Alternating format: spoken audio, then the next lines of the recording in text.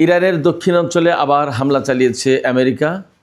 যখন ইরান এবং আমেরিকার মধ্যে একটা শান্তি চুক্তির আলোচনা চলছে, তখন আমেরিকার পক্ষ থেকে এই হামলার ঘটনা ঘটল। তিনি পাকিস্তান, কাতার, সৌদি আরব এই সমস্ত দেশকে কেন বলছেন এবং আসলে মধ্যপ্রাচ্য নিয়ে তার খেলাটা কি, তার প্ল্যানটা কি, গেমটা কি?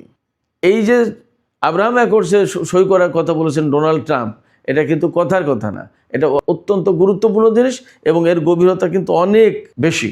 অর্থাৎ ডোনাল্ড ট্রাম্পের পরিকল্পনার শিকড় অনেক গভীরে পোতা আছে। সুপ্রিয় দর্শক, আসসালামু আলাইকুম। আপনাদের সবাইকে স্বাগত জানাচ্ছি এখনকার আলোচনায়। আপনাদের সঙ্গে আছি আমি সিরাজুল ইসলাম। দর্শক, ইরানের দক্ষিণাঞ্চলে আবার হামলা চালিয়েছে আমেরিকা। যখন ইরান এবং আমেরিকার মধ্যে একটা শান্তি চুক্তির আলোচনা চলছে, তখন আমেরিকার পক্ষ থেকে এই হামলার ঘটনা ঘটল। এই ঘটনায় অন্তত 3 জন নৌবাহিনীর সদস্য মারা গেছেন। সামরিক বাহিনীর ঊর্ধ্বতন পর্যায়ের কর্মকর্তা ব্রিগেডিয়ার জেনারেল আবুল ফাজল শেকারচি তিনি বলেছেন, আমরা ঘটনা খতিয়ে দেখছি, এই ধরনের ন্যাক্কারজনক হামলা হলে তার কঠোর জবাব দেওয়া হবে।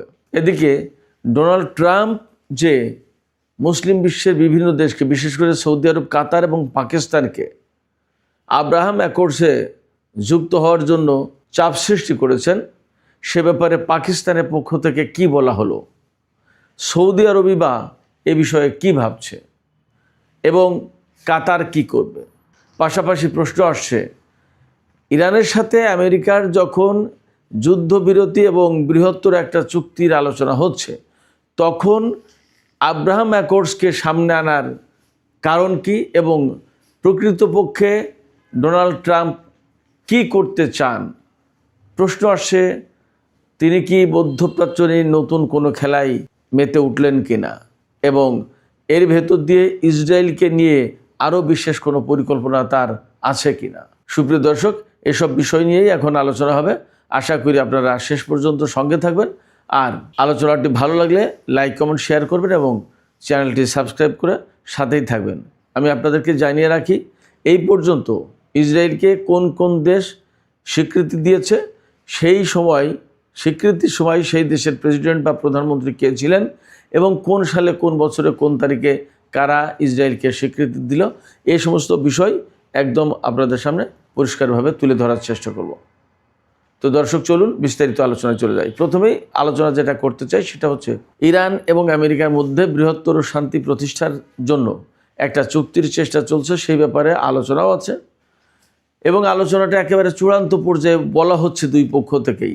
ইরানের পক্ষ থেকেও বলা হচ্ছে আলোচনার অনেক অগ্রগতি হয়েছে, কিন্তু এখনও চুক্তি সই হওয়ার মতো পর্যায়ে পৌঁছায়নি, বাট আস্তে আস্তে আগাচ্ছে।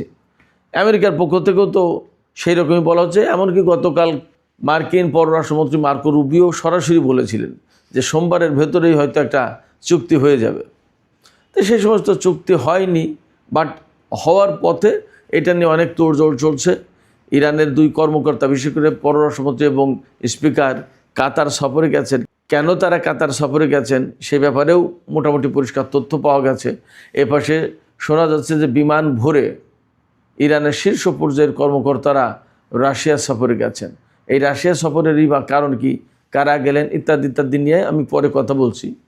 তো আমি এখানে যে মূল কথা বলতে চাইছি, এই রকম যখন আলোচনা চলছে, ইরানের পক্ষ থেকে, আমেরিকার পক্ষ থেকে ব্যাপক তোড়জোড় আছে এবং মধ্যস্থতাকারী হিসেবে পাকিস্তানের সাথে যুক্ত হয়েছে এখন সৌদি আরব, কাতার, এরাও।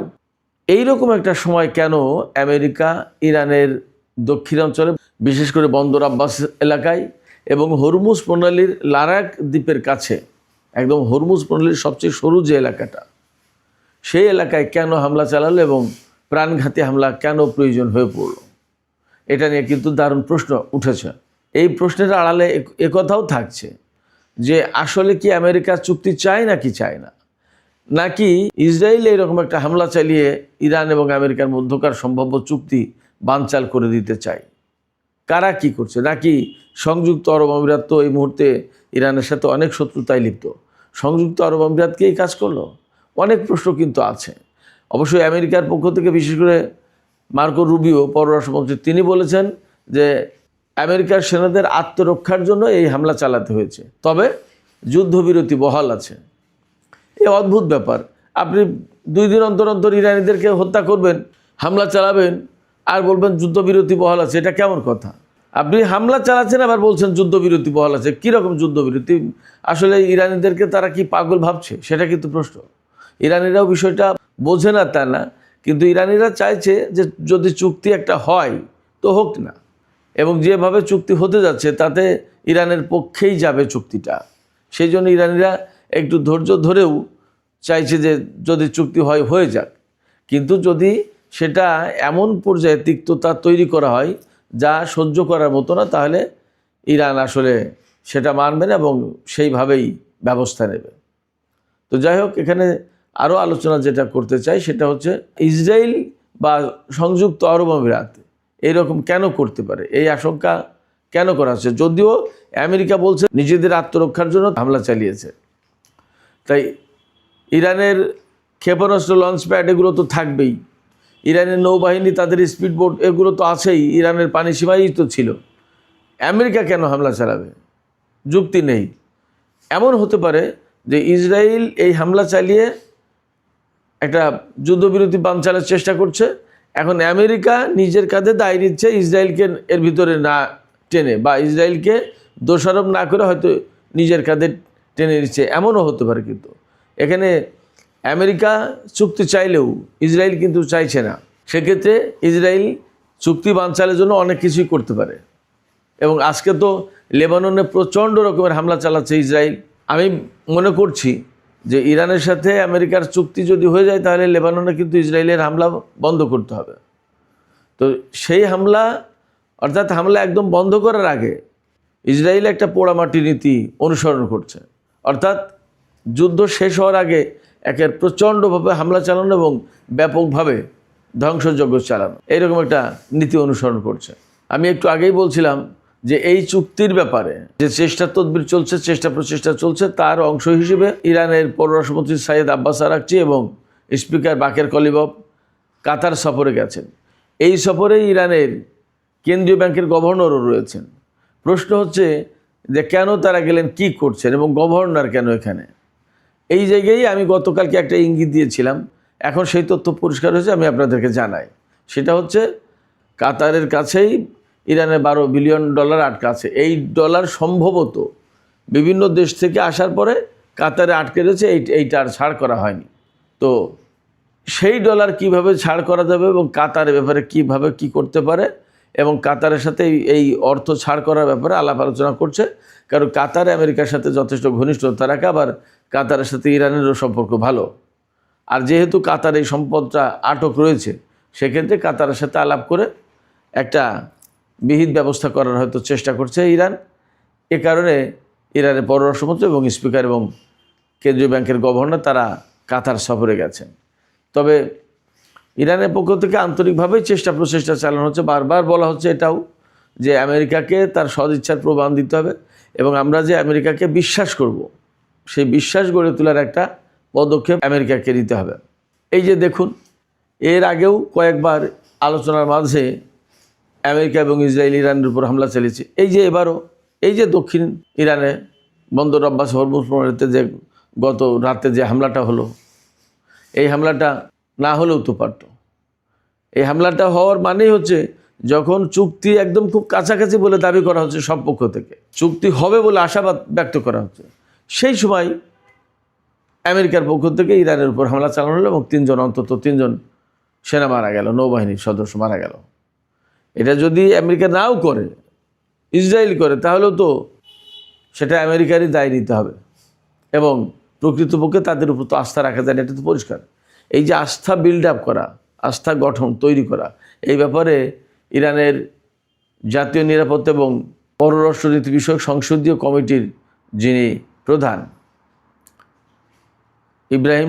ইব্রাহিম আজিজি, তিনি পরিষ্কার করে বলেছেন আমেরিকাকে 5টা বিষয়ে পদক্ষেপ নিতে হবে।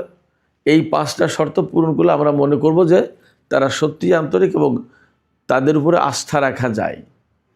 সেই 5টা বিষয় আমি আপনাদেরকে জানাই। দেখেন, খুব অযৌক্তিক কিছু বলেননি তিনি, যে 5টা শর্ত। তার প্রথম শর্ত হচ্ছে ইরান লেবানন সহ সমস্ত ফ্রন্টে যুদ্ধ একদম বন্ধ, এবং এই যুদ্ধ বন্ধ আর যুদ্ধ কখন হবে না এই গ্যারান্টি দিতে হবে।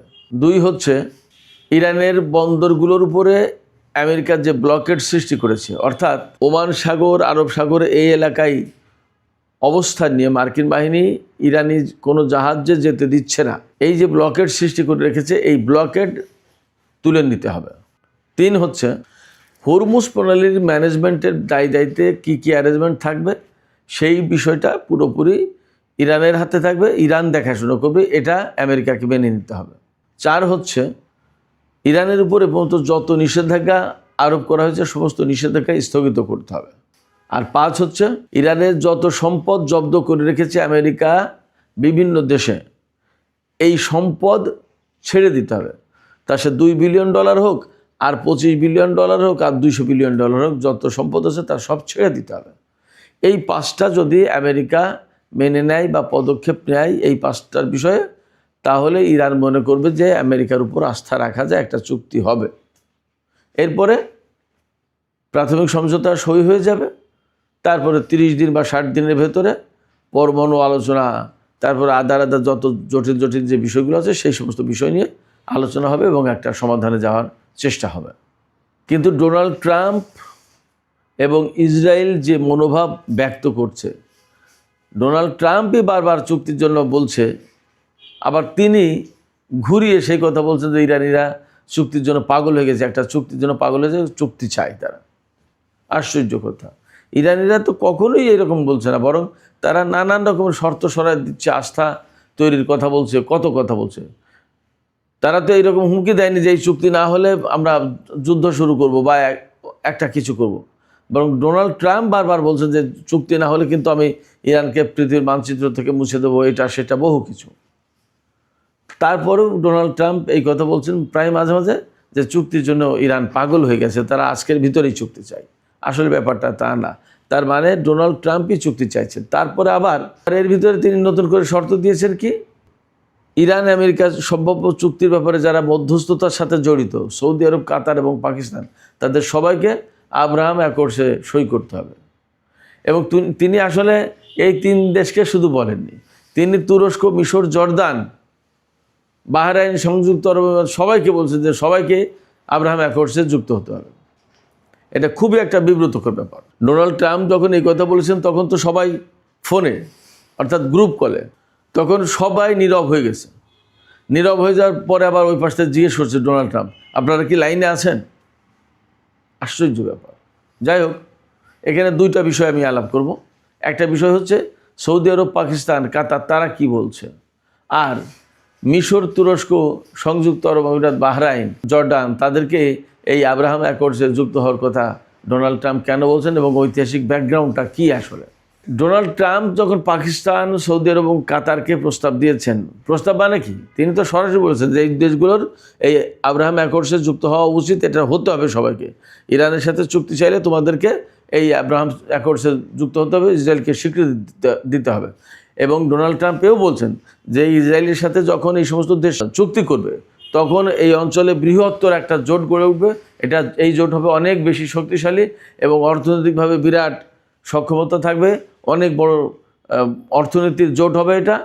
এমনকি ইরানও এই জোটে যোগ দেবে, তোমাদের উচিত ইরানকেও এই জোটে আনা, ডোনাল্ড ট্রাম্প বলেছেন। এরপরে প্রকৃতপক্ষে পাকিস্তানের ভিতরে ক্ষোভ সৃষ্টি হয়েছে। পাকিস্তানের প্রতিরক্ষামন্ত্রী খাজা আসিফ সরাসরি বলেছেন যে ডোনাল্ড ট্রাম্প যে প্রস্তাব দিয়েছেন, যে কথা বলেছেন তা অসম্ভব, অগ্রহণযোগ্য, আমাদের এটা নীতি আদর্শের ভেতরেই পড়ে না। এবং তিনি কথা বলেছেন যে পৃথিবীতে একমাত্র দেশ পাকিস্তান যাদের পাসপোর্টে ইসরায়েল ব্যতীত কথাটা লেখা আছে, অর্থাৎ এই পাসপোর্ট ব্যবহার করে পৃথিবীর সব দেশে যাওয়া যাবে, শুধুমাত্র ইসরায়েলের জন্য কার্যকর হবে না, ইসরায়েলে যাওয়া যাবে না। তো সেই ইসরায়েলকে যেখানে আমরা কোনো স্বীকৃতিই দিই না, আমরা মানিই না, তাহলে আমরা কেন আব্রাহাম অ্যাকর্ডসে যুক্ত হবে এবং ইসরায়েলকে স্বীকৃতি দেব? আরও বলেছেন যে স্বাধীন ফিলিস্তিন রাষ্ট্র গঠন করা হবে এবং পূর্ব জেরুজালেমকে রাজধানী করে স্বাধীন ফিলিস্তিন রাষ্ট্র ঘোষণা করা হবে এবং এই রাষ্ট্র হতে হবে 1967 সালের আগের যে সীমানা ছিল সেই সীমানা অনুযায়ী। তাহলে পাকিস্তান ইসরায়েলকে স্বীকৃতি দেবে বা সম্পর্ক করবে। আর সৌদি আরব বলেছে যে যতক্ষণ পর্যন্ত না স্বাধীন রাষ্ট্র প্রতিষ্ঠার একেবারে কার্যকর ব্যবস্থা করা হচ্ছে ততক্ষণ পর্যন্ত সৌদি আরব ইসরায়েলকে স্বীকৃতি দেবে না, আব্রাহাম অ্যাকর্ডসে সই করবে না। আর কাতার এটা নিয়ে সরাসরি রিয়্যাক্ট করেনি, কিন্তু কাতার এই বিষয়টা পর্যবেক্ষণ করছে এবং তাদের সাথে সম্পর্ক ইসরায়েলের নেই। আপনারা সবাই জানেন ইরানের সাথে সম্পর্ক হচ্ছে, আমেরিকার সাথে সম্পর্ক হচ্ছে, কিন্তু ইসরায়েলের সাথে সম্পর্ক নেই। বরং হিজবুল্লাহ এবং হামাসকে কাতার খানিকটা পৃষ্ঠপোষকতা দেয়। আপনারা সবাই জানেন বহুদিন ধরে হামাসের সদর দপ্তর কিন্তু কাতারে। এই জায়গা থেকে কাতার যে ইসরায়েলকে স্বীকৃতি দেবে না বা আব্রাহাম অ্যাকর্ড সই করবে না এটা পরিষ্কার। তারপরে ডোনাল্ড ট্রাম্প এই কথা বলছেন এবং বললেন এবং চাপাচাপি করছেন তিনি রীতিমতো। কেন তিনি চাপাচাপি করছেন, আসলে তার লক্ষ্য উদ্দেশ্যটা কি, আমি এটা নিয়ে শেষের দিকে আলোচনা করছি। তার আগে একটু বলি, তিনি তুরস্ক, মিশর, জর্দান, বাহরাইন, সংযুক্ত আরব আমিরাত এদেরকেও এই চুক্তিতে সই করতে বলেছেন। অথচ বাস্তবতা হচ্ছে 1949 সালের 28শে মার্চ তুরস্ক ইসরায়েলকে স্বীকৃতি দিয়েছে। তখন তুরস্কের প্রেসিডেন্ট ছিলেন ইসমেত ইনোনু। এই ইসমেত ইনোনুর সাথে আতাতুর্ক মোস্তফা কামালের খুবই ঘনিষ্ঠ সম্পর্ক ছিল। আতাতুর্ক 1938 সালে মারা যান সম্ভবত। তিনি ইসরায়েলকে স্বীকৃতি দেননি বা ইসরায়েল রাষ্ট্র তখন প্রতিষ্ঠা হয়নি। তারই ঘনিষ্ঠ এই ইসমেত ইনোনু তিনি একেবারে শুরুতেই মুসলিম বিশ্বের সর্বপ্রথম কোনো দেশ এই তুরস্ক ইসরায়েলকে স্বীকৃতি দেয় এবং তার সাথে সম্পর্ক স্বাভাবিক রাখে।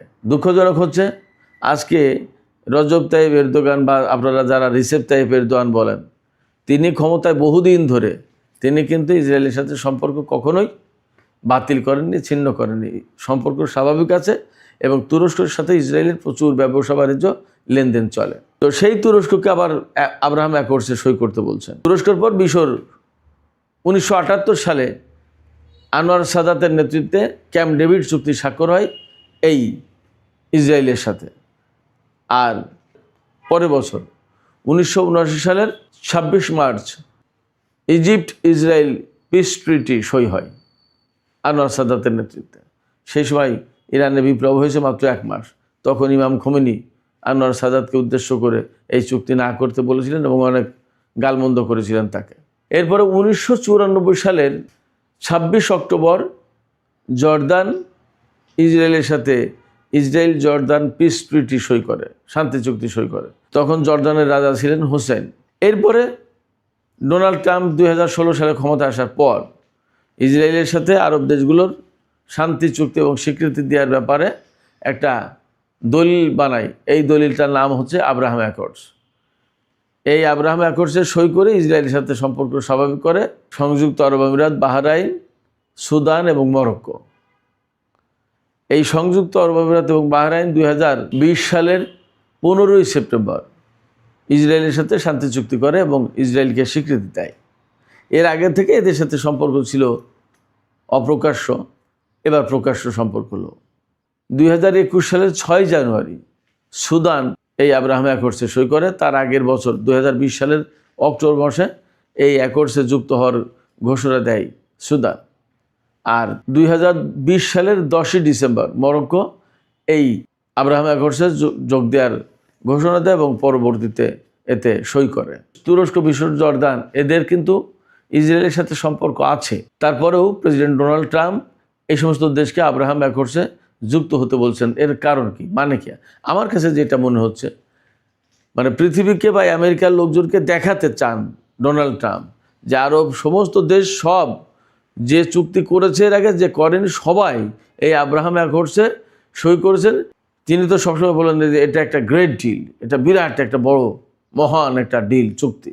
এই চুক্তিতে সবাই সই করেছে। তিনি দেখাতে চান যে একেবারে সব আরব দেশ এই আব্রাহাম অ্যাকর্ডস মেনে নিয়েছে, এটাকে স্যালুটের যে বিরাট ব্যাপার, এটা এভাবে তিনি দেখাতে চান। শেষে যে আলোচনাটুকু করতে চাই সেটা হচ্ছে যে তিনি পাকিস্তান, কাতার, সৌদি আরব এই সমস্ত দেশকে কেন বলছেন এবং আসলে মধ্যপ্রাচ্য নিয়ে তার খেলাটা কি, তার প্ল্যানটা কি, গেমটা কি, এটা কিন্তু একটা আলোচনা হওয়ার মতো বিষয়। এখানে প্রথম কথা সেটা হচ্ছে যে ইরানের সাথে যে চুক্তি করতে যাচ্ছে সেই চুক্তিটা মূলত আমেরিকার জন্য একটা ব্যাড ডিল, খারাপ চুক্তি হবে। ভালো চুক্তি হওয়ার কোনো কারণই নেই। চুক্তি যদি করতে হয় তাহলে ইরানের শর্ত মেনে করতে হবে, তা না হলে হবে না। তা চুক্তি যদি করতে হয় তাহলে ইরানের শর্ত মানতে গেলেই আমেরিকার জন্য সেটা খারাপ চুক্তি হবে। তো সেই জায়গায় উনি দেখাতে চান আমেরিকার রাজনীতিবিদদের যে আমি ইরানের সাথে চুক্তি শুধু করিনি, এই সমস্ত আরব দেশ সবগুলোকে ইসরায়েলের সাথে সম্পর্ক প্রতিষ্ঠা করার ব্যবস্থা করেছি। আমেরিকার যত রাজনীতিবিদ তারা সবাই কিন্তু ইসরায়েলের প্রতি সফট, ডেমোক্র্যাট আর রিপাবলিকান নেই, এটা আপনারা শিওর থাকেন। মোটামুটিভাবে ম্যাক্সিমাম সফট ইসরায়েলের প্রতি। অতএব ইসরায়েলের কথা বললে তারা সবাই চুপ থাকবে, না বলতে পারবে না, অনেকে খুশি হবে। এটা একটা দিক। আর একটা দিক হচ্ছে যে একটা বিষয় খেয়াল করুন, ইসরায়েলকে একসময় আরব রাষ্ট্রগুলো স্বীকৃতিই দেয়নি, যুদ্ধ করেছে। আর সেই সমস্ত আরব দেশ এক পর্যায়ে ইসরায়েলের সাথে চুক্তি করলো, কত কিছু করলে এখন কূটনৈতিক সম্পর্ক আসা যাওয়া, ব্যবসায়িক লেনদেন, এমনকি ইরানের সাথে যুদ্ধে ইসরায়েল সংযুক্ত আরব আমিরাতে একসাথে যুদ্ধ করছে, কত ব্যাপার স্যাপার। তো এইরকম একটা বিষয়ের ভেতর দিয়ে একটা চিত্র পরিষ্কার হয় যে ইসরায়েলকে ক্রমেই আরব বিশ্বে গ্রহণযোগ্য করে তোলা এবং সবার সাথে বন্ধুত্বপূর্ণ সম্পর্ক করে ইসরায়েল রাষ্ট্রকে বৈধ এবং স্বীকার করে নেওয়ার ব্যবস্থা করা। এই কাজটা আমেরিকা ধীরে ধীরে দীর্ঘ সময় ধরে কাজ করে যাচ্ছেন। আর আরেকটা জিনিস হচ্ছে যে এই কাজগুলো করার মানেই হচ্ছে ইসরায়েল নিরাপদে নিরিবিলি নির্ঝঞ্ঝাট থাকা। যখন আরব দেশগুলোর সাথে শান্তিপূর্ণ সম্পর্ক হচ্ছে তখন আর ইসরায়েলের সামনে কোনো বাধা থাকছে না। তখন সে কিন্তু তার পুরো সামরিক শক্তি জড়ো করে এবং আরও ফিলিস্তিনি ভূখণ্ড দখল করলে, লেবাননের ভূখণ্ড দখল করে, আরও নিজের বিস্তৃতি বড় করে এইবার মধ্যপ্রাচ্যে ওই সেই গ্রেটার ইসরায়েল প্রতিষ্ঠার বিষয় কিন্তু পরিচালনা করবে। এই কাজে আমেরিকা সহযোগিতা করছে এই আব্রাহাম অ্যাকর্ড সই করার মধ্য দিয়ে। এই জায়গায় ডোনাল্ড ট্রাম্পের মূল ক্রেডিট হচ্ছে, ডোনাল্ড ট্রাম্প এইবারের পরে আর প্রেসিডেন্ট হতে পারবেন না, তার ক্রেডিট হচ্ছে তিনি ইসরায়েলকে বিশাল প্রভাব প্রতিপত্তির অধিকারী করে দিয়ে গেলেন, মধ্যপ্রাচ্যে বিভিন্ন দেশের সাথে সম্পর্ক করে দিয়ে। এক, দুই হচ্ছে ইসরায়েল যখন নিরিবিলি নির্ঝঞ্ঝাট হচ্ছে এবং শক্তিশালী হচ্ছে মধ্যপ্রাচ্যে, তখন আমেরিকার স্বার্থ রক্ষা হবে এবং সেই নিউ মিডল ইস্ট প্ল্যান আমেরিকার যেটা আছে সেই প্ল্যানটা বাস্তবায়নের পথ তৈরি হবে, যেটা অনেকেই করতে পারেননি, সেই কাজ ডোনাল্ড ট্রাম্প করে ফেলেন, এইটা দেখাতে চান তিনি। ফলে এই যে আব্রাহাম অ্যাকর্ডসে সই করার কথা বলেছেন ডোনাল্ড ট্রাম্প, এটা কিন্তু কথার কথা না, এটা অত্যন্ত গুরুত্বপূর্ণ জিনিস এবং এর গভীরতা কিন্তু অনেক বেশি। অর্থাৎ ডোনাল্ড ট্রাম্পের পরিকল্পনার শিকড় অনেক গভীরে পোতা আছে। ডোনাল্ড ট্রাম্পের এই পরিকল্পনা কিভাবে মোকাবেলা করবে, এখন কাতার, সৌদি আরব, পাকিস্তান তথা যে সমস্ত দেশ ইসরায়েলের সাথে চুক্তি করে তারা বুঝে দেখুক।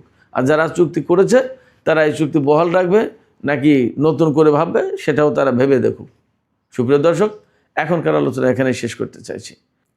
যাবার আগে আমি আপনাদের কাছে জানতে চাই, বুঝতে চাই, আপনাদের মতামত চাই যে এই যে ডোনাল্ড ট্রাম্প আব্রাহাম অ্যাকর্ডসে সই করার জন্য পাকিস্তান, সৌদি আরব, কাতার এই সমস্ত দেশের উপর চাপ সৃষ্টি করেছেন, এই চাপ সৃষ্টির বিষয়টা কি খুব হালকা, হাসতে হাসতে সাধারণ কোনো ব্যাপার, নাকি আপনাদের কাছে মনে হয় যে এর পেছনে আসলে অনেক বড় পরিকল্পনা রয়েছে? আপনাদের মতামত জানিয়ে কমেন্টে লিখতে পারেন। আর ভিডিও ভালো লাগলে আবারও বলি, লাইক, কমেন্ট, শেয়ার করবেন এবং চ্যানেলটি সাবস্ক্রাইব করে সাথে থাকবেন। আপনাদের সবাইকে অনেক অনেক ধন্যবাদ। আল্লাহ হাফেজ।